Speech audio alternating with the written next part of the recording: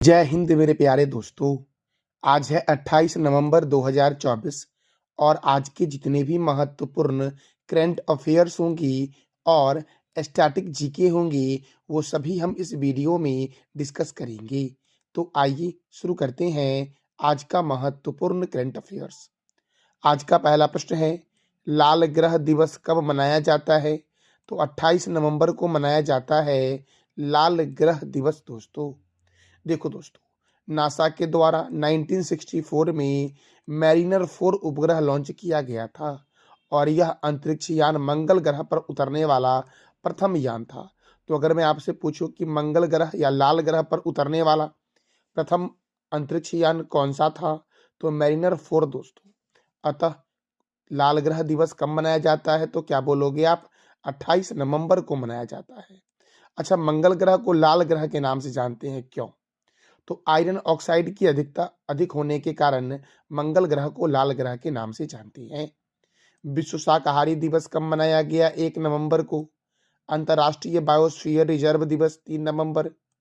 राष्ट्रीय कैंडी दिवस 4 नवंबर को मनाया जाता है। विश्व सुनामी जागरूकता दिवस 5 नवंबर। राष्ट्रीय कैंसर जागरूकता दिवस 7 नवंबर। विश्व शहरीकरण दिवस 8 नवंबर। विश्व रेडियोग्राफी दिवस 8 नवंबर। राष्ट्रीय विधिक सेवा दिवस 9 नवंबर को मनाया जाता है। मेरे प्यारे दोस्तों, विश्व दत्तक ग्रहण दिवस कब मनाया जाता है? 9 नवंबर को। राष्ट्रीय नागरिक गौरव दिवस 10 नवंबर। राष्ट्रीय शिक्षा दिवस 11 नवंबर। विश्व निमोनिया दिवस 12 नवंबर। लोक सेवा प्रसारण दिवस कब मनाया जाता है? तो 12 नवंबर को मनाया जाता है। विश्व दयालुता दिवस 13 नवंबर। राष्ट्रीय बाल दिवस 14 नवंबर। विश्व मधुमेह दिवस 14 नवंबर। जनजातीय गौरव दिवस 15 नवंबर। राष्ट्रीय प्रेस दिवस 16 नवंबर को मनाया जाता है। अंतर्राष्ट्रीय सहिष्णुता दिवस 16 नवंबर। अंतर्राष्ट्रीय छात्र दिवस 17 नवंबर। राष्ट्रीय प्राकृतिक चिकित्सा दिवस 18 नवंबर। अंतर्राष्ट्रीय पुरुष दिवस कब मनाया जाता है? 19 नवंबर को। विश्व शौचालय दिवस कब मनाया जाता है? तो 19 नवंबर को मनाया जाता है। विश्व बाल दिवस 20 नवंबर। विश्व मत्स्य दिवस 21 नवंबर। विश्व टेलीविजन दिवस 21 नवंबर। संविधान दिवस 21 नवंबर। राष्ट्रीय दुग्ध दिवस 26 नवंबर को मनाया जाता है। अगला प्रश्न है, डेविस कप 2024 किस देश ने जीता है? तो इटली ने नीदरलैंड को हराकर डेविस कप 2024 जीता है और डेविस कप का संबंध लॉन टेनिस से है। अब इटली ने जीता है तो इटली की राजधानी क्या है? रोम। इटली के प्रेसिडेंट है सर्जियो मैट्रेला और इटली के प्राइम मिनिस्टर कौन है? तो जॉर्जिया मेलोनी है। दोस्तों, इटली की करेंसी क्या है? तो यूरो है इटली की करेंसी। अब देखो दोस्तों, महत्वपूर्ण कप और ट्रॉफी के बारे में जान लेते हैं। जैसे कि नारंग कप, चड्डा कप और अमृत दीवान कप का संबंध बैडमिंटन से है। Walker cup, circuit cup, rider cup, Dunhill cup, Prince of Wales cup का संबंध गोल्फ से है। Ezra cup, Prithvi Pal Singh cup, Radha Mohan cup और क्लासिक कप का संबंध पोलो से है। Bengaluru blue challenge cup, Nehru cup, federation cup का संबंध बास्केटबॉल से है। Ranji trophy, Irani trophy, Dilip trophy, CK Naidu trophy, Rani Jhansi trophy, Deodhar trophy, GD Birla trophy, Rohinton बारिया ट्रॉफी का संबंध क्रिकेट से है। बेसबॉल में 9 खिलाड़ी होते हैं, खो खो में 9 खिलाड़ी होते हैं, पोलो में 4 खिलाड़ी होते हैं, कबड्डी में 7 खिलाड़ी होते हैं और नेटबॉल में खिलाड़ियों की संख्या कितनी होती है? तो 7 होती है मेरे प्यारे दोस्तों। अगला प्रश्न है, दिनेश भाटिया किस देश में भारत के नए राजदूत नियुक्त हुए हैं? तो दिनेश भाटिया ब्राजील में भारत के नए राजदूत नियुक्त हुए हैं। अब ब्राजील में हुए हैं तो ब्राजील की राजधानी है ब्रासीलिया। ब्राजील के राष्ट्रपति अर्थात प्रेसिडेंट हैं लूला डा सिल्वा। ब्राजील की करेंसी क्या है? तो रियाल है। G20 शिखर सम्मेलन 2024 का आयोजन ब्राजील के रियो डी जेनेरियो में हुआ और G20 शिखर सम्मेलन 2025 की अध्यक्षता कौन सा देश करेगा? दक्षिण अफ्रीका करेगा। तो अगर मैं आपसे पूछूं कि G20 2024 की अध्यक्षता किसने की? ब्राजील ने की। और G20 2025 की अध्यक्षता कौन करेगा? तो दक्षिण अफ्रीका करेगा। याद रखना मेरे प्यारे दोस्तों, क्योंकि बहुत ही महत्वपूर्ण प्रश्न है यह दोनों। अगला प्रश्न है, राष्ट्रीय प्राकृतिक खेती मिशन की शुरुआत कब हुई है? 25 नवंबर 2024 को राष्ट्रीय प्राकृतिक खेती मिशन की शुरुआत हुई है। इसका राइट आंसर हो जाएगा दोस्तों ए। मेरे प्यारे दोस्तों, अब भारत सरकार के द्वारा कुछ लक्ष्य रखे गए हैं, जैसे कि सबके लिए आवास उपलब्ध कराना। लक्ष्य कब तक है भारत सरकार का? 2024 तक। सभी गांवों में ऑप्टिकल फाइबर बिछाने का लक्ष्य 2025 तक है। भारत को टीबी मुक्त देश बनाना लक्ष्य कब तक है? 2025 तक। पेट्रोल में एथेनॉल को 20% मिश्रित करने का लक्ष्य भारत का 2025 तक है।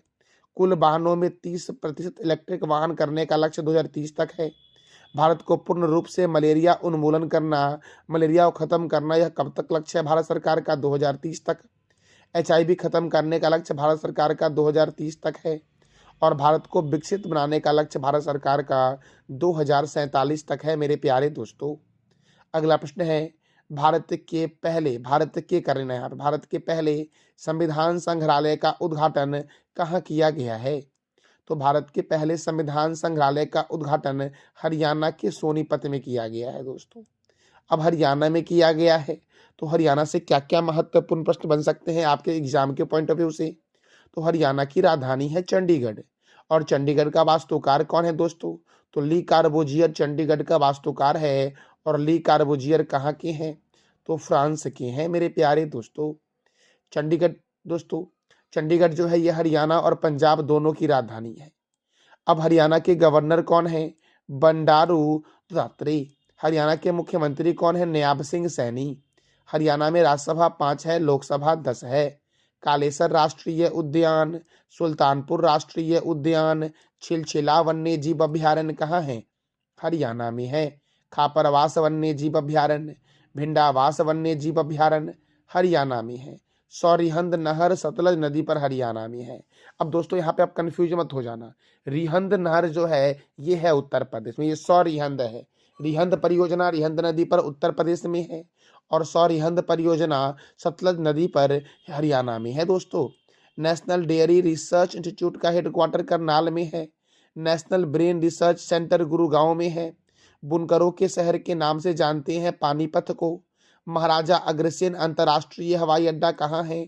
तो हरियाणा के हिसार में है। मेरे प्यारे दोस्तों, हाल ही में किस देश ने पानी की कमी के कारण आपातकाल घोषित किया है? तो इक्वाडोर ने पानी की कमी के कारण क्या किया है? तो आपातकाल घोषित किया है दोस्तों। तो किस देश ने पानी की कमी के कारण आपातकाल घोषित किया है? तो क्या बोलोगे आप? इक्वाडोर दोस्तों। अब इक्वाडोर की राजधानी क्या है? क्विटो। इक्वाडोर के प्रेसिडेंट कौन है? डेनियल नोवा। और इक्वाडोर की करेंसी क्या है? यूनाइटेड स्टेट डॉलर है इक्वाडोर की करेंसी। मेरे प्यारे दोस्तों, इक्वाडोर ने क्या किया है? तो पानी की कमी के कारण आपातकाल घोषित किया है। अगला प्रश्न है, हाल ही में किस राज्य के 24 तटीय गांवों को यूनेस्को के द्वारा सुनामी रेडी के रूप में मान्यता दिया गया है? तो ओडिशा के 24 तटीय गांवों को यूनेस्को का फुल फॉर्म हो जाएगा united nation educational scientific and cultural organisation, जिसका हेडक्वार्टर फ्रांस के पेरिस में है। और यूनेस्को के चेयरमैन कौन है? यूनेस्को की स्थापना कब हुई? ये आप बता दो कमेंट बॉक्स में दोस्तों। अच्छा, ओडिशा के प्रमुख राष्ट्रीय उद्यान के बारे में आपको बताना है कमेंट बॉक्स में, क्योंकि मैंने कई बार आपको बताया है दोस्तों एग्जाम में। तो मेरे प्यारे दोस्तों, याद रखना, ओडिशा के बारे में आपको बताना है कमेंट बॉक्स में, क्योंकि मैंने कई बार आपको बताया ओडिशा के बारे में है। मेरे प्यारे दोस्तों, तो देखो, ओडिशा का 24 तटीय गांव जो है वो यूनेस्को के सुनामी रेडी जोन के रूप में मान्यता दिया गया है। अगला प्रश्न है, अब कोई बहाना नहीं कैंपेन की शुरुआत किसने की है? अब कोई बहाना नहीं कैंपेन की शुरुआत की गई है अन्नपूर्णा देवी के द्वारा। इसका आंसर हो जाएगा दोस्तों डी। अब देखो दोस्तों, केंद्रीय महिला एवं बाल विकास मंत्री अन्नपूर्णा देवी है। और अब कोई बहाना नहीं योजना का उद्देश्य क्या है? तो लिंग आधारित हिंसा को समाप्त करने के लिए आम जनता को संवेदनशील बनाना। अच्छा, रक्षा मंत्री कौन है? राजनाथ सिंह। गृह मंत्री और सहकारिता मंत्री कौन है? तो अमित शाह हैं गृह मंत्री और सहकारिता मंत्री। सड़क परिवहन और राजमार्ग मंत्री कौन है? नितिन जयराम गडकरी। स्वास्थ्य और परिवार कल्याण मंत्री और रसायन और उर्वरक मंत्री कौन है? जेपी नड्डा। कृषि और किसान कल्याण मंत्री और ग्रामीण विकास मंत्री कौन है? शिवराज सिंह चौहान है। मेरे प्यारे दोस्तों, वित्त मंत्री और कॉर्पोरेट मामलों के मंत्री कौन है? निर्मला सीतारमन। विदेश मंत्री कौन है? डॉक्टर सुब्रमण्यम जयशंकर। आवास और शहरी मामलों के मंत्री और बिजली मंत्री कौन है? मनोहर लाल खट्टर। भारी उद्योग मंत्री और इस्पात मंत्री कौन है? तो एच.डी. कुमारस्वामी है दोस्तों। वाणिज्य और उद्योग मंत्री कौन है? पीयूष गोयल। शिक्षा मंत्री कौन है? धर्मेंद्र प्रधान। सूक्ष्म लघु एवं मध्यम उद्यम मंत्री कौन है? तो जीतन राम मांझी है दोस्तों। अगला प्रश्न है, टाइम्स हायर एजुकेशन 2025 रैंकिंग में प्रथम स्थान पर कौन है दोस्तों? कौन प्रथम स्थान पर आया है टाइम्स हायर एजुकेशन 2025 रैंकिंग में? तो ऑक्सफोर्ड यूनिवर्सिटी दोस्तों आया है प्रथम स्थान पर।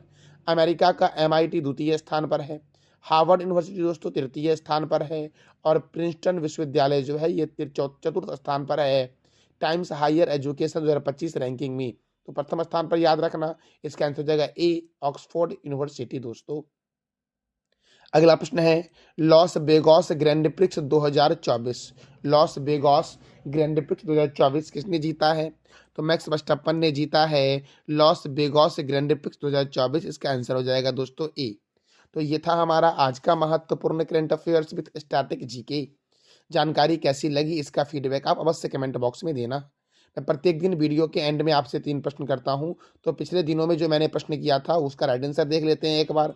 श्वेत क्रांति के जनक कौन है? वर्गीज कुरियन। पीहू किस राज्य का मुख्य लोक नृत्य है? असम का। 49वीं समांतर रेखा किस देश के बीच है? तो अमेरिका और कनाडा के बीच है। आज का आपका 3 प्रश्न है, केंद्रीय शिक्षा मंत्री कौन है?